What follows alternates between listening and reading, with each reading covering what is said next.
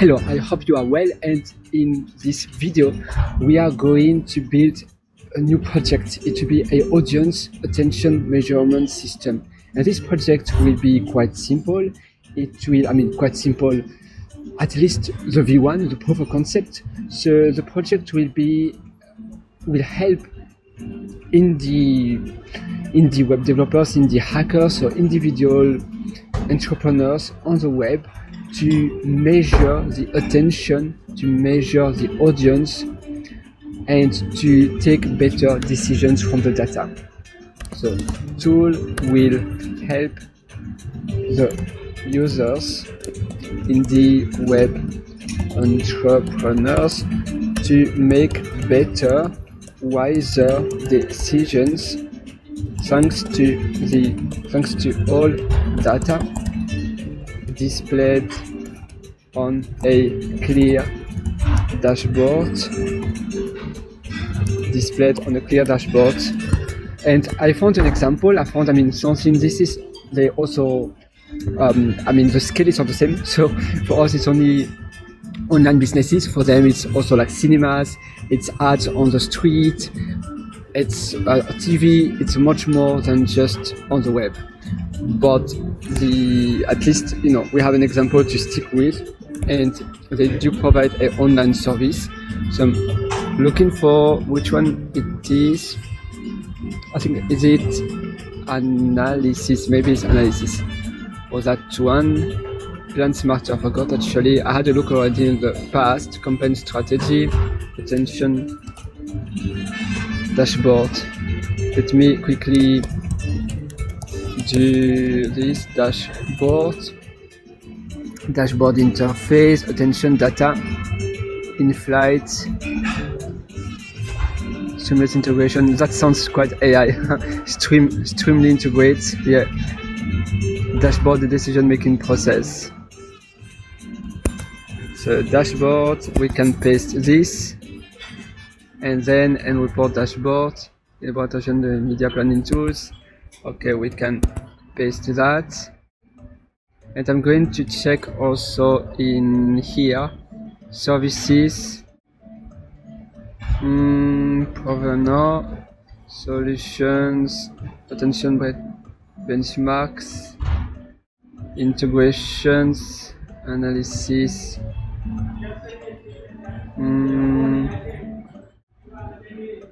That's the login page. Look beyond, and here that's for the customers, but they would see the dashboard and the data being rendered there. Integrations, dashboard. Oh yeah, that's what we took already. Directory metrics, system, deal with insights where you need the model. Yeah, we also do this, and then I will change the model to the latest Cloud Sonnet. It's a preview one, so it's the very most recent model, 4.5. And let's build the project. My prompt here is a bit vague, so we mention build it either in Python. Build this project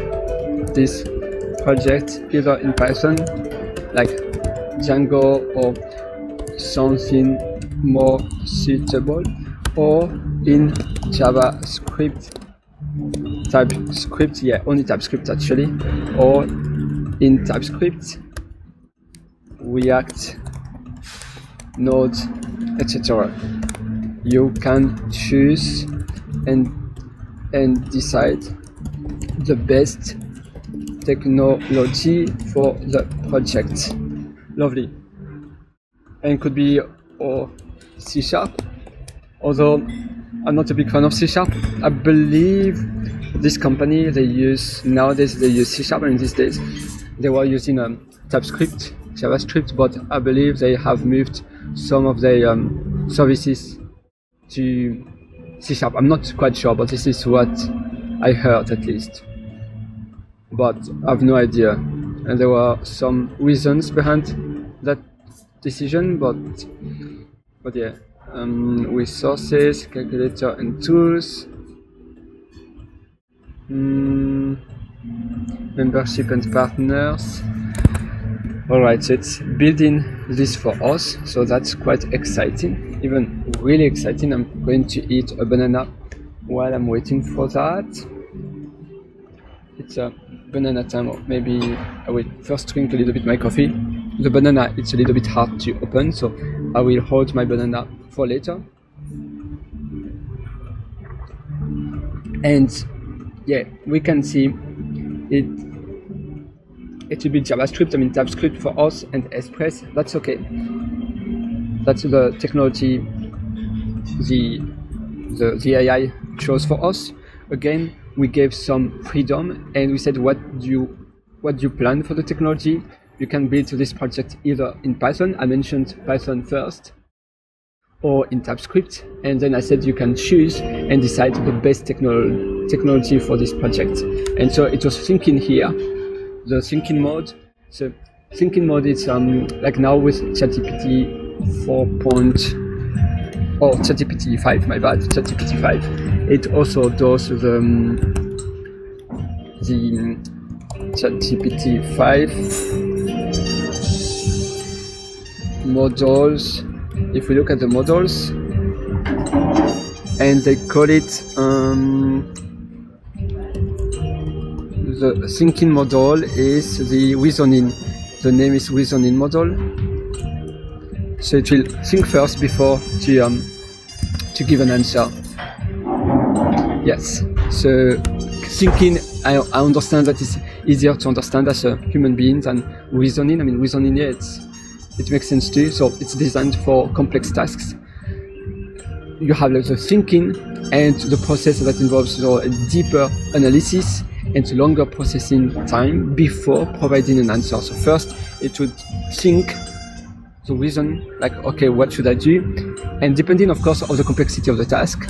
And in our case, it's because we ask a few, what the stack should be built with. So I will build this project with TypeScript, React, and Node.js application, which is ideal for indie creators. Well, although it's a service we provide, it's not. Maybe I wasn't clear enough, but the indie hackers will not use our project. I mean, we not use the source code. They will just use the web version. But that's fine.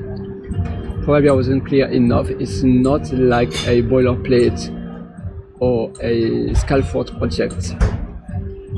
We can do allow here, and let's continue. I will see. I'm not too sure if you want to know what technology a company is using, what you can do, you can look for the openings, but they don't have openings for engineering roles. So they're only looking for account client manager. Now it's a little bit hard to know because we can see who is working there and their profiles, like the background they have, but it doesn't mean, like before they were using TypeScript and AWS and Terraform, but it doesn't mean now, even though the people working there, they still mention the old technology, maybe they have moved to another technology, and what's the reason behind it, we don't know. And again, it doesn't mean it's the best decision they have done. There were some researches behind it. I mean, there were some, of course, they have thought about what would be best for us, but it doesn't mean it will be best for our case either. Anyway, I mean, I would say TypeScript is still a good one to go. So I'm happy with that. But for anything related to ML, machine learning, and data science, Python would still be best. All right. So we are there, and we just need to wait. Now it's setting up the database and tracking.ts. I wonder if Express.js, because Express.js, they were not releasing any new major versions anymore. So I wonder if it's still that well maintained or not. Back in 2022, a lot of companies were moving from Express.js to Nest.js. Nest.js was like, wow, the one that will replace Express.js. But I don't think finally it really, Express.js, it looks still to be like the one companies would use these days, and I don't hear much anymore about Nest.js. Although it's a really good one, I like it very much, but maybe the popularity went a little bit down for the last 1-2 years. Let's see Nest.js. If we look here, I will type Nest.js GitHub. Let's have a look. Express, my bad.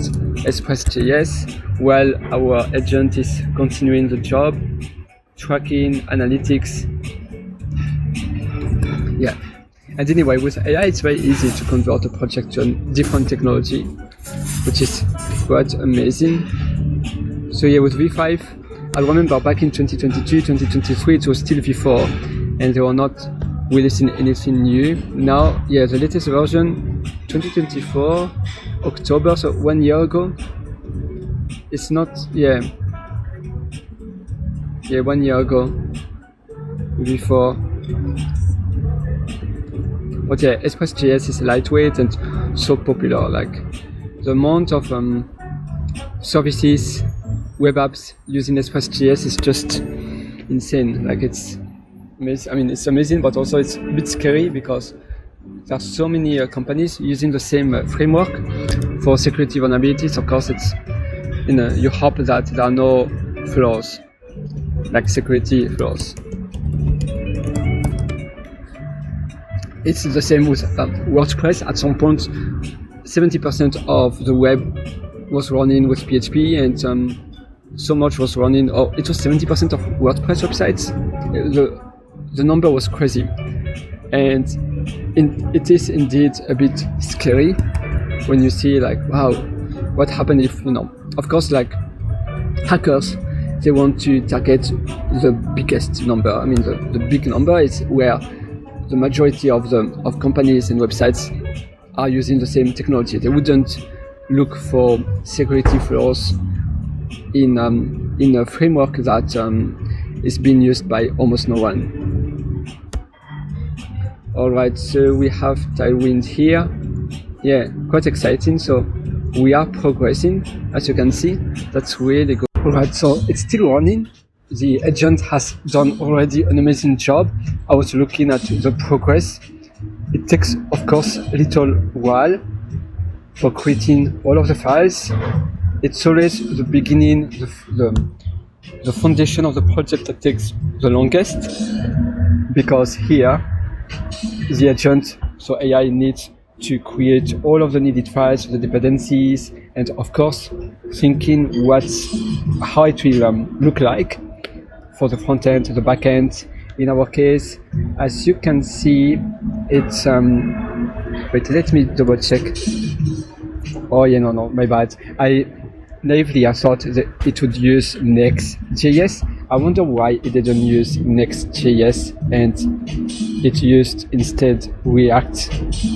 But now it's nice to see, because I remember before in the past, the dependencies would always be old versions, but these days it will look on the web and it will get the latest versions for each dependencies, so you will not have old or outdated like React version. Or I remember, like in the past, you would create an Electron.js app, the version would be already quite old, and the same for React. It would be something like 17, but in nowadays that's very good. It does use the latest versions, but I just wonder why it didn't use Next.js. I should have mentioned about it. That's why the more specific you are, the better it is. Yeah, I should have mentioned it, but that's okay. Maybe there's a reason why it didn't pick Next.js. Tracking SDK, okay. For the database, it's using Postgres. Yeah, that's fine. And Redis. Setup. It's looking for any bash. Yeah, perfect. Any create a visualization for the file structure. Yeah, that's okay. That's already for my next prompt. Any reasons why React and Express.js were used instead of Next.js. And let's wait now to have this prompt first to finish. So the whole project, the whole code base will already be completed with the V1 of our project. And from there we can add more features and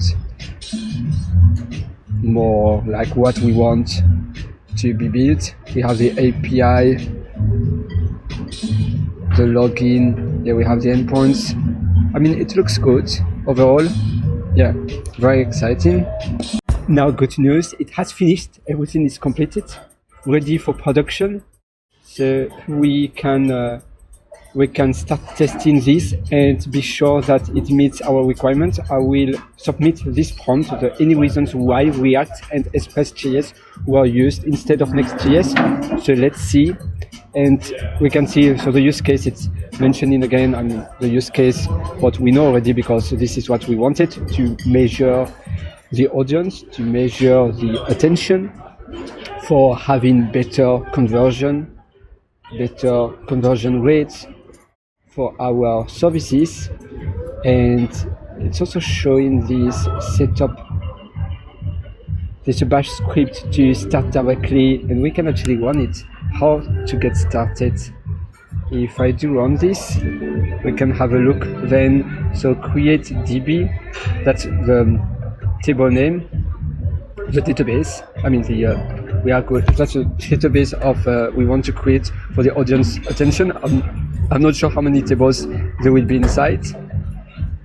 We can have a look later on to connect, and so let me copy paste this first. Okay, dokie. So we have here yeah, that sounds good. We do create DB here, and create DB. Oh, it doesn't. I think I need to install create DB from Postgres. I will just ask, is it create DB is for Postgres? Currently, it's currently not installed. Getting, and then I mention this. Perfect. That's my new prompt. And so the reason why it didn't use Next.js, could you use Next.js? Yes, you could. Refactor. Here's how. It shows already how we can refactor this project. That's proactive. It's good. So the trade-off, consideration, React and Express. Yeah, indeed, the separation is better. That's true if we have Next.js server. Because with Next.js, now the latest version, I mean, it was since version 15, if I'm not mistaken, we have the server side and then we have the client side, a little bit like Meteor.js. It's a really good framework I was using back in 2015, Meteor.js, and they had some specific convention for the server side and client side. Similar to now with React, with Express, with Next.js server side versions. And I believe that's a version, is it since version 15 or something like this, where we can have the server side and because before it used to be only a front-end framework. Upgrade, yeah. This says 15, makes server side rendering more powerful. All right. Anyways, let's see here. I think we will keep our React and Express.js as it is for now. For now it's fine. And yes, we have to install Postgres 14. So CreateDB can exist from there. PostgresDB, PostgreSQL, and we have CreateDB, that's a comment. Lovely. We can go back here, and so it's going to install Postgres version 14 for us. That's very exciting, and then we will be able to set up our database. And I will also ask to have acceptance tests, because that's very important. with such a project, we have to be sure that everything is working as expected. I really like the idea that it does use Docker here for PostgreSQL. That's an excellent practice. So I'm going to ask for the acceptance test for the entire project. So we will be all covered there. Our tests are almost done. All of them look good. To be honest, you see, everything is passing so far. I will need to look actually what kind of test, like if it's advanced enough for the validation, for the structure. We need to be sure that it's well covered. And now we run the test acceptance sh. So that's the bash command to run all of the acceptance tests. Acceptance test is actually, usually you would hear acceptance test as UAT for user acceptance test. That's the abbreviation, UAT. So if somewhere you see, or maybe at work, someone says to you, can we write some UAT? It means user acceptance test. And one is failing, so I wonder it's fixing by itself. The test found TypeScript errors. Was it TypeScript errors? So yeah, let me fix these TypeScript errors. Perfect. So it's reading analytics.ts, and oh yeah, it's coming from there, the problem with the type. So now we have any type. Any data type is not the best one, but that's fine for now, I guess. TS,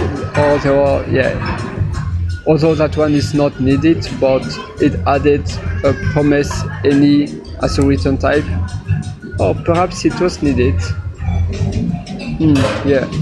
And now it's finishing running all of the tests. Once again, you see it's running the test acceptance sh bash file, and this time, because we don't have any TypeScript errors anymore, it looks like everything passed. But now on the last line, it was running vit build to build the project, and while building the project, it sounds like something happened with the command.js script. There is a misconfiguration there. I'm happy that it uses vit. I really like vit. With Next.js, it's turbo. So you have, if we go here, Next.js turbo pack, and that's the JavaScript build system they use. And vit is the other JavaScript build system for running our development server, and also for compiling all of the JavaScript files, and like to package everything into a build. Yeah, I have done many videos, quite a lot of videos to be honest, about vit. So you can just go to my YouTube channel and you can have a look for vit on if you go to YouTube and then you go to PL7 programming there, and there you can go to search, and here you can search for vit. As simple as this, not as simple as vit, and you will see nice videos about vit. Now it looks like everything passed, nothing failed, 100% success rate. So our unit tests are running perfectly well, and you see this little fancy summary is thanks or due to test acceptance. Normally the normal one would just say, okay, everything passed, nothing failed, but we wouldn't have this kind of summary like that. It can be useful, but the default output of the testing framework would always show something quite consistent and quite clear too. So to be similar. And I'm interested too, if we go to again to test acceptance, you see that's the output it does. Let's look here, check commands, npm is not installed. Oh yeah, it does the check to make sure that all packages are installed. That's good. It does extra checks, and it's always nice to have more like these checks are useful. And then code analysis, yeah, perfect. And finally, the next step, oh yeah, that's the next step where we can have a look to the website running, just there.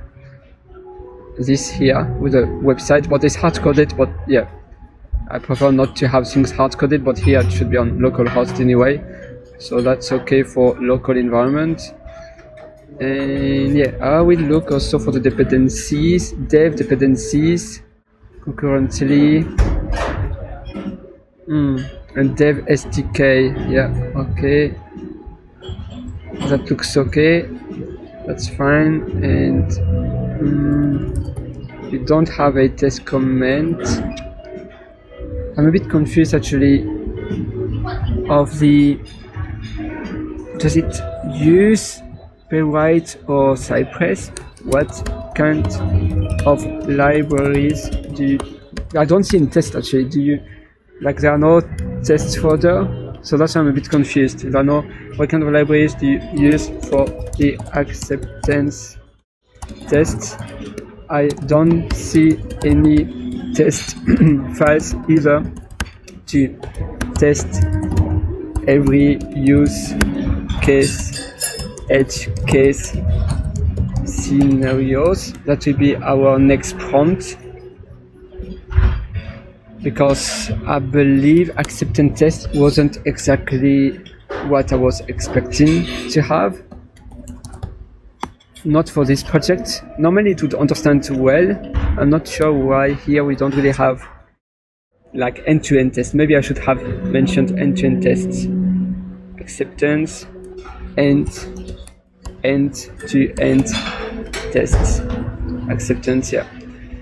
Alright, so that's currently running. And after we can go to the next prompt. So we are close. Perfect, let me create one last file, a checklist. Oh yeah, that's you know, Copilot likes to create checklists and a lot of markdown files. It's part of the AI process of development. You like or you don't like it, it's really like part of the process.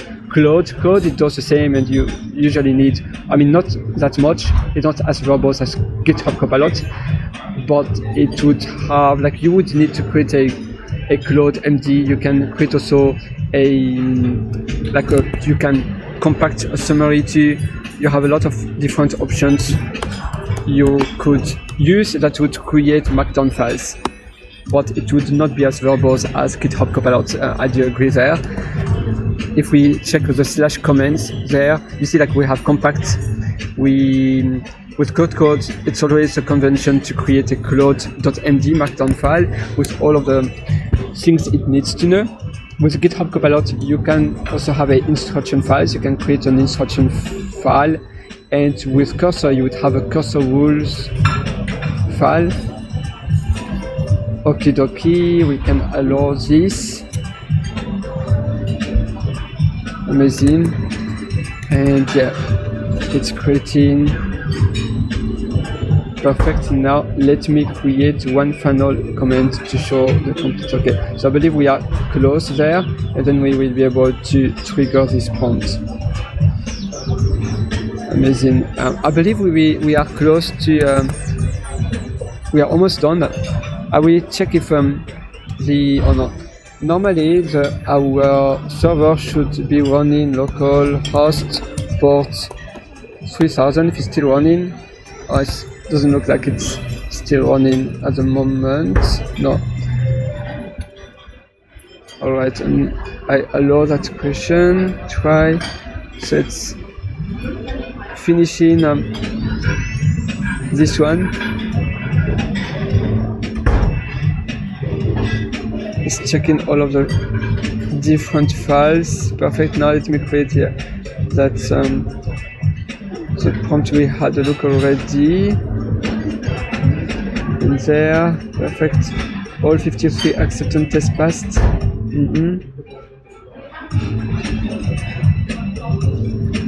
Alright. Next step. One step to remain. Oh yeah, we need to install PostgreSQL. Yeah. Alright, and that will be to run the setup, and then we can do npm run dev, and it will run on port 3000.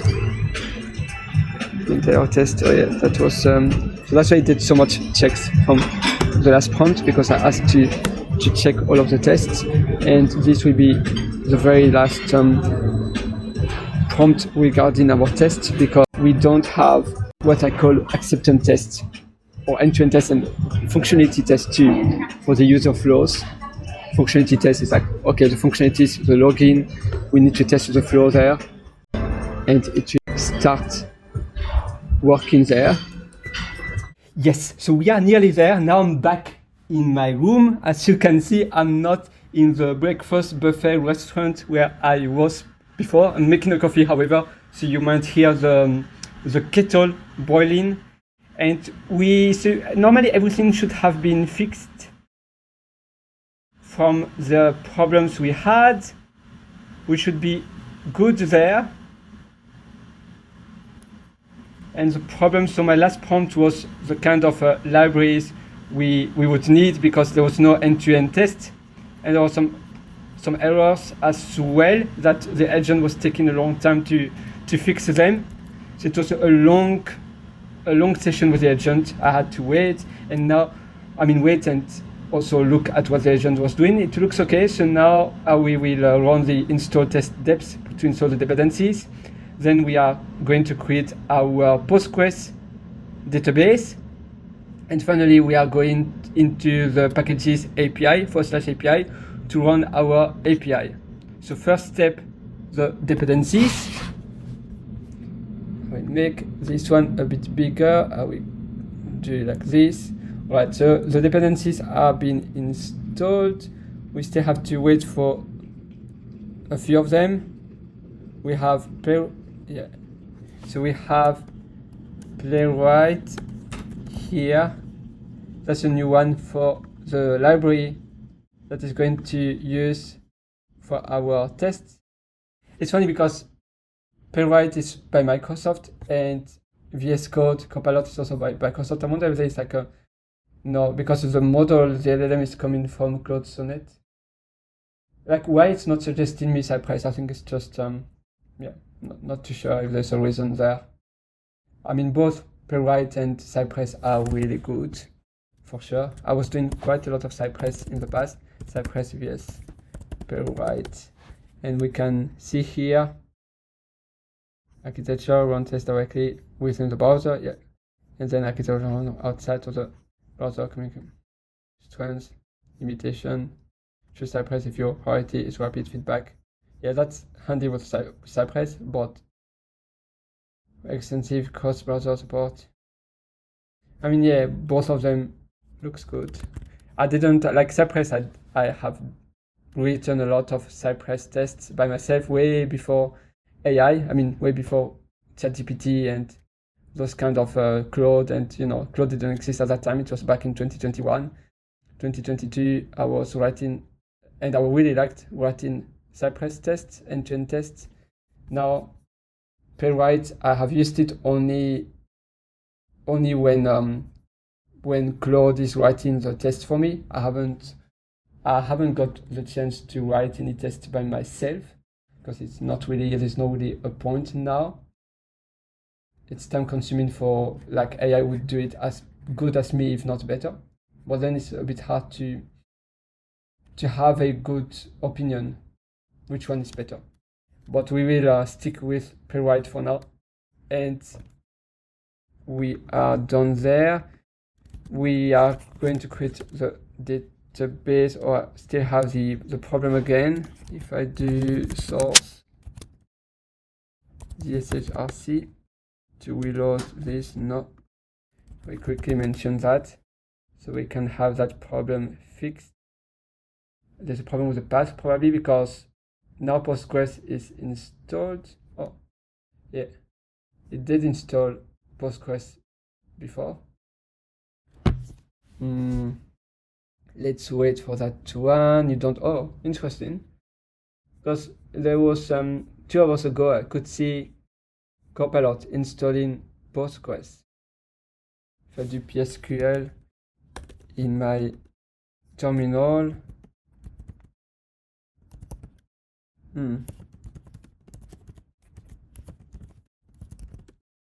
Interesting, not too sure why it didn't. Maybe something failed, and that's why it didn't install. Yeah, probably something didn't, something stopped to complete the installation. Just need to wait here. Again, in terms of security, we need to be careful. The output, to make sure we don't have malicious code being injected in our computer, being executed. And that can happen easily. I'm going to create a repository for this project. I'm not too sure what kind of repo I want to, what would be the name, and should I create a new organization or not. What I might do is, for now, I believe I will go to my organization, efficient, no, not that one, AI automation scripts, no, probably that doesn't fit, efficient AI tools, and I'm going to create the project there. And the name, we take back this name, and so it will be audience. I will actually ask Copilot to, let's see on the README, maybe it already has, I mean, it usually would write a name from the given prompt of the requirements of the project, and indeed it did. So I'm going to use this. And I'm going to ask also for a author section. That will be after. Here, description will be this. We're going to write that, and it will be private for now. Create repository. And here I'm going to add the remote there. Amazing. That's really good. Install Docker desktop. Oh yeah, for Postgres, I remember it was using Docker, a Docker image, and I even said, oh, that's actually a good practice. It's a good thing to do. So probably that's why it didn't work. It's because we have to go into our Docker. I know how stupid I am. Like, of course, so faster. But here, best for development, 10 minutes, install Brew, okay, and then install Docker. Which option would you like doing?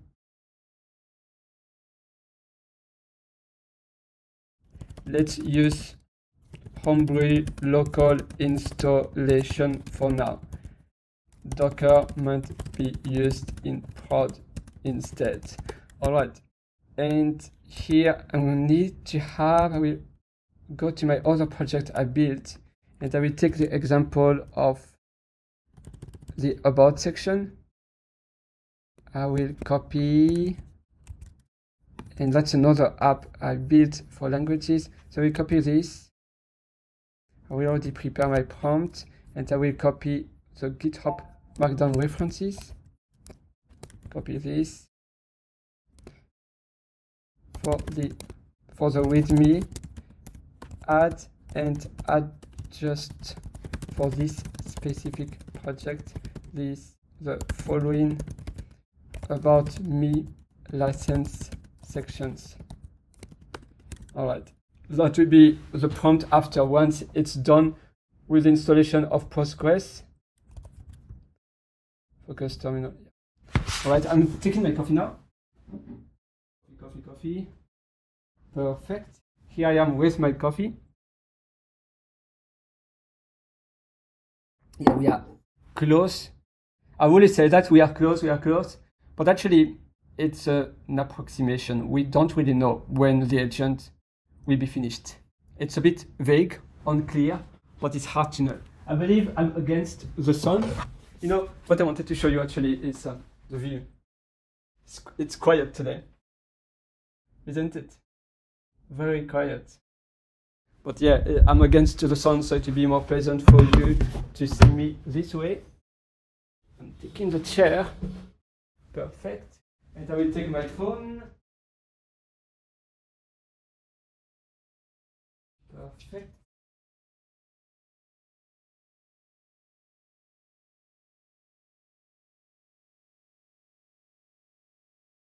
All right, here I am.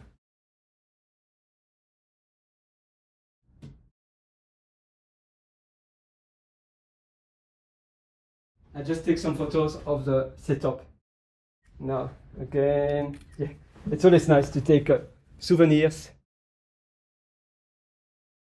of the nice and beautiful working setup. It hasn't finished yet, and that's okay. I will have a sip of coffee, drink water. You know, it's important to hydrate ourselves well, especially for memorization. Lift weights. That's also important. Exercise. Indeed. I will plug my computer in the meantime. I wonder why it's a little bit slow. It sounds like something is blocking. Oh yes, my password. It wants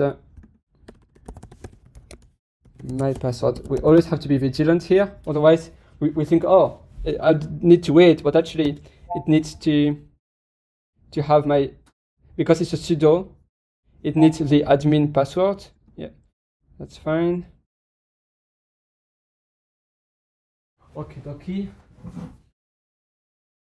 I'm going to pack my things.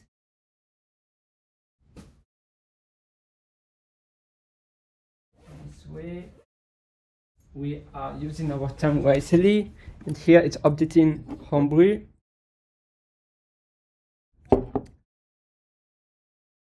Perfect. So that's done. Excellent. Homebrew is installed. Shelly NV. I'm going to check that comment just to see how it works. Brew. Shelly NV. It's funny, this is new, but now because Connect is released for everybody, not beta, invite only download. Before they started Connect browser, like Perplexity, they released Connect where you had to be invited. So if you received an invitation, you could have 5 invites to share with others. And then the people who got an invite, they could also invite 5 other people and so on. And now it's released for everybody, for the public. And they have the button, the little button to download Connect. It's the same with Chrome. When you go to Google, they say, hey, you should download Chrome. Well, with Perplexity, it's the same. They want you to download Connect. At Perplexity, they wanted to purchase Google Chrome. I'm not sure if it was for marketing the data, I mean, just to have people speaking about them, or they really wanted to buy Google Chrome.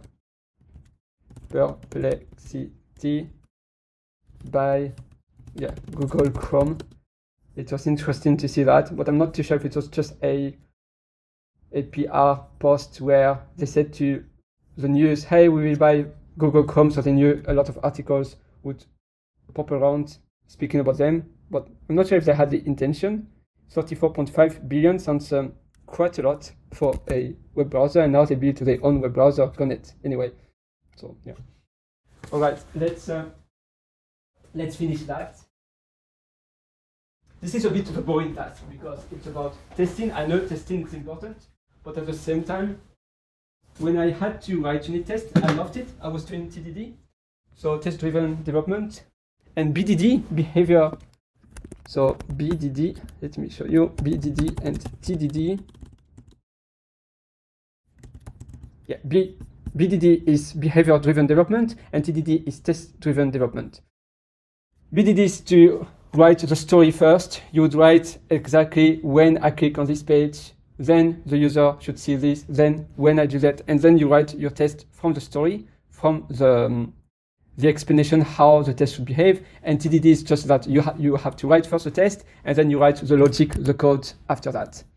So you are always sure that the test will be written first, and you will not forget writing tests. But also, it was helping you to write better code, because when you write test first, it shifts your mind and you think differently, and so you are thinking more into blocks and smaller pieces, and you would write your code differently because first you write the functions and the methods you want to test, but those functions you can just implement them, but they are empty.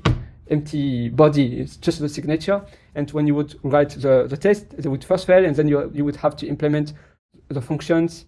And that way, it's a bit of a back and forth between test and the logic, the code base, the source code. But it was really helping you it could help you to write better and more maintainable software. Now with AI, it's quite different. I believe I would say TDD and BDD are kind of dead. I mean, probably not TDD maybe. BDD, well, you can always give stories in the AI, so in Claude Sonnet, for instance, or ChatGPT, or doesn't matter the model you would use, and you would say, okay, can you write the test from this given story? Oh, we can see Postgres is installed. We have the daemon, we have the login item added there. So now we have PSQL version. It's installed. Hurrah. That's so happy. Yeah. Oh, maybe not there. I need to do a source. Probably CSHRC. Yeah, 14.9. Lovely. We are there. We are getting there. Yeah, very exciting. Nearly there. Ready to progress in the development of our application.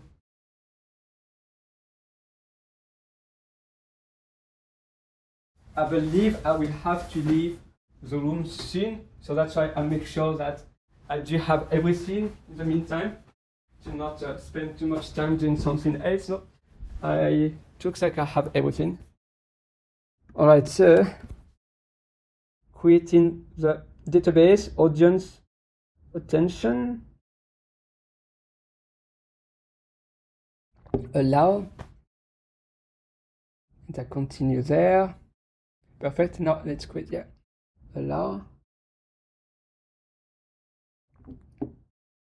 We continue. We progress step by step. Excellent. Now let's run the setup script. That was one of the last steps. If we look back at the steps, where were we? Install dependencies. Yeah, and then summary. Yeah, so we have done that, and after that's the last step. So now again we install the dependencies, I believe, and then we can run number 3 and number 4 with me npm test coverage. Doesn't. Oh yeah, that's instruction in the readme. That's good. Happy tracking. Yes, happy tracking indeed. Thank you very much for that. I will paste this. Oh, I didn't finish it. My bad. I wasn't at the bottom. It's easy to believe, oh, it's everything is done, but actually no, you have to scroll down. We don't really see very well the little scroll up, scroll down navigation.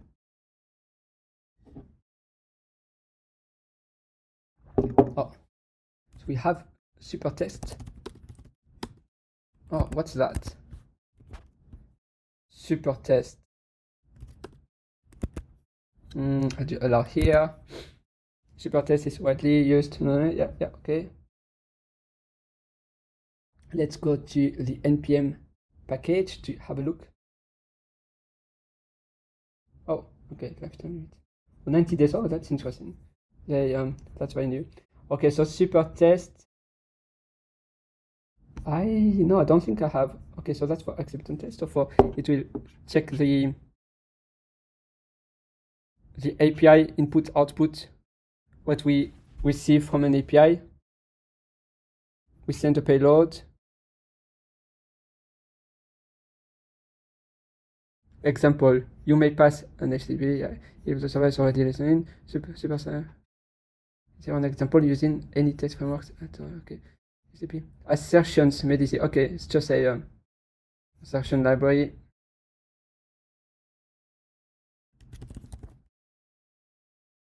And then response. So that's a response with a JSON. Okay, to just assert what we expect to receive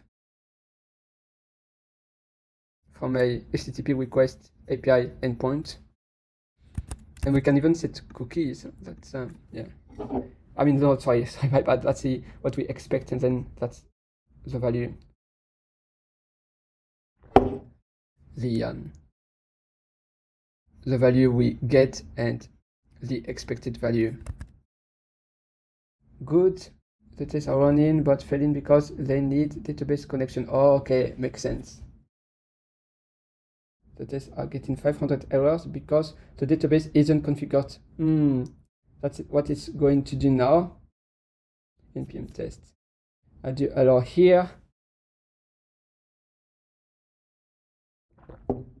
Let's see what we get now. It's running. I want to go to the bottom. Yeah. Summarizing conversation. Okay, so I believe we are great. Now let me run the test. npm test. Oh, everything. No, I'm not sure if everything passed. Not too sure yet. You see, it can take quite some time, but that's okay. We are there to learn, and we are there to change the way we design software and how we give better solutions to given problems. The way we do things are different, and we still have to adjust ourselves to be better. And it's changing so fast, so rapidly, constantly. But usually it's always like that. Now there are a lot, like everybody's competing on everybody, and then once the AI bubble will pop, it will slow down, and it's a little bit like Web3. Back in 2022 and 2023, especially 2022, 2021, Web3, blockchain, everybody wanted to be a blockchain and a NFT engineer. NFT, blockchain, Web3. You had the WAP, so was it this WAP, Web3?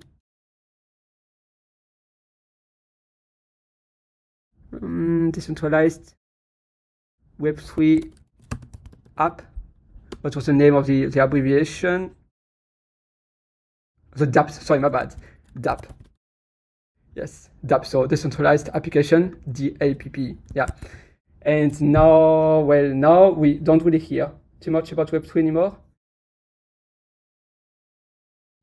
Yeah, it's and it will be the same, kind of the same with AI, although AI is definitely more mainstream than what Web3 was at that time. I go up, but it's a little bit like when the web or the internet came on the market. I mean, when it started, and when everybody wanted to have a computer and using internet, and then after people like lost interest, and then after it got like really stable. We can run this prompt also for updating our README. I will add those sections to the appropriate README. Yeah, it's to the main README. I believe soon we will be able to interact with the chat by speaking, but also by saying, oh, hold on now, can you do that instead? You know, like interaction way. Similar to NotebookML, Google NotebookML, you can interact with a podcast feature. So NotebookML interaction podcast, and you can interact when it's generating a podcast from all of the contents you give, like PDF files, YouTube videos, URLs, and so on. And it will create an audio, and from there you can interact. Oh yeah, that's good. And the project was renamed to Pierre-Henri, passionate AI engineer. You know, okay.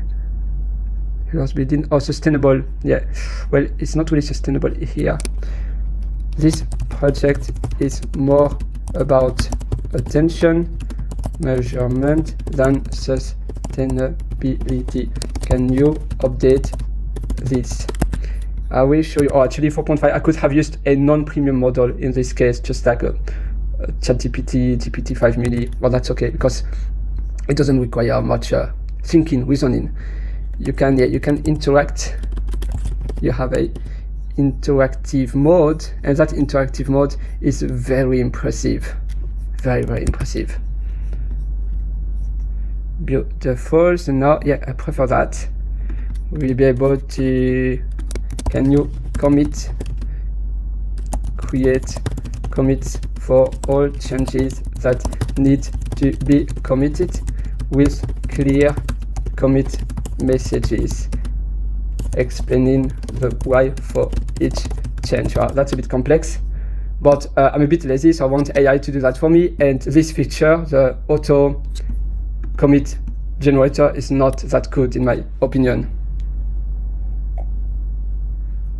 Yes, we are getting there. I do allow here, and I will check. I had another project, and the name is, it's a language app, Jura Speaks.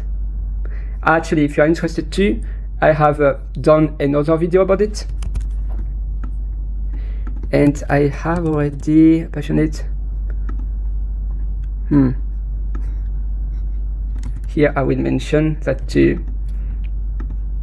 In the about me, can you mention that I love learning new languages, reason why I created this app. And you see I selected the text where I want the context to be. So I will press enter. There. Yeah, so that's good. And now let's see here for our audience attention measurement. I switch between two projects. When you want to switch in VS Code, you can do comment, and then you have the backtick key, backtick comment. So comment, backtick, you see. And so I just switch between two VS Code windows like this. Okay, so now I will commit that here. Oops. And that one is okay because it's just with me, so I will generate the commit message that way. Beautiful. Oh, the backend, I did already the backend, isn't it? Oh no, the backend I think here it's empty.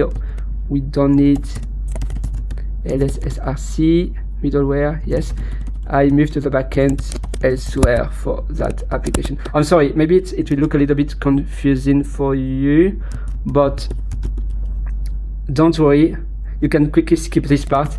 Just it's like live coding, you see. Or if you want to speak to look what I do, that's fine too. You know, you are behind my shoulder and you can look what I do. I will remove the backend. We don't really do pair programming here, but it can be a kind of pair programming, although there's no interaction. Pair programming, I love it. It's amazing. You also have a extension of VS Code to do pair programming.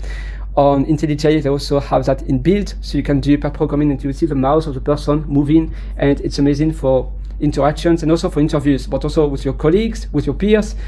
When you have to solve a problem, or when you are the manager, when you are a more senior engineer, you can do pair programming with a person.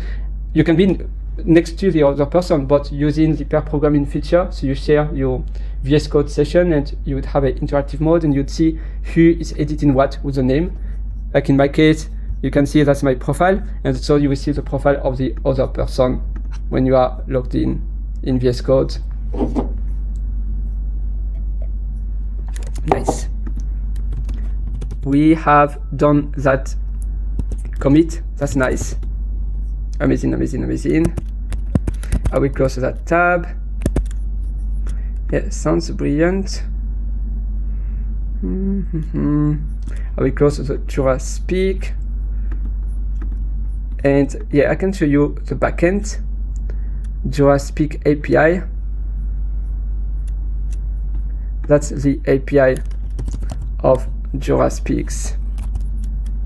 Oh, maybe I should also add a, yeah, I should add a about me there. I mean, it's optional, of course, but so people can follow me. I think it's important. Oh, the terminal is not, I saw the terminal.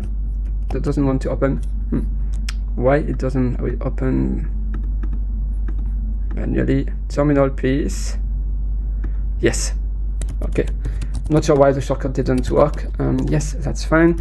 And here I'm going to do the same. If I go back to my other window, or I think I closed it by reopening. Oh yes, my bad. Watch. Not everything was committed. Yeah, that's okay. This project. Can you create all commit? I will do this. I will open. Now I should be careful. Open folder. I will I will open from the terminal Jura Speaks API code, VS Code. So to create a new VS Code instance. That's fine, and now we should be all good here. Yeah, because you can easily close, like you can open a new project on this recent one. And I believe it's because I ticked once that I don't want VS Code to ask me if I want to open in a new window. I'm not too sure. It shouldn't behave that way, but it did close, it reopened, it kept the same instance of VS Code, and so it opens the project where my other folder, this project, was already opened. So I had to continue. This commit covers all. Oh, beautiful. So everything is committed. Yes, this is good. So we are all done on this beautiful, lovely day off. It's nice. That's I mean, it's good to, when you have flexible hours, it's good to do what matters first. For like when you're tired, I like to do this, because this morning I felt quite sick, to be honest. I don't know if you can hear the way I speak, but I feel a bit behind, under the weather, definitely under the weather. And and doing this is like my therapy. Under the weather, I like that expression. It's really nice, slightly unwell. All right, okie dokie, and here we have the about, and I can commit that too. Amazing, lovely. So let me know what you think about this project, and in my case, hopefully this afternoon I will feel fully rested and fully focused to focus on what matters. But this project is like my medicine to feel better, and at the same time, speaking to you, it sounds beautiful, like it sounds the best. We are pretty much done in our project. It was a really nice journey, and npm run dev, that's for us, pwd print working directory. We can run the API, and the dashboard, localhost, that will be for later. So npm run dev, we have to go to dashboard. So if I do a cd, I open a new tab, cd packages dashboard, and I will also run npm run dev. Lovely. The audience attention analytics, that's our wonderful project.